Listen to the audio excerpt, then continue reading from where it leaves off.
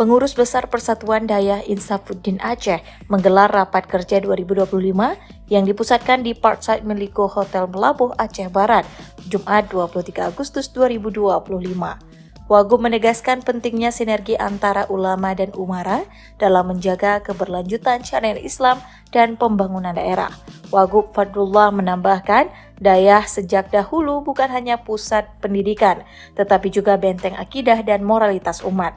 Raker ini diikuti oleh 50 peserta dan berlangsung selama 2 hari dengan tujuan menjalin silaturahmi antara pemerintah dan ulama, serta mencari solusi untuk meningkatkan peran ulama dalam pembangunan Aceh.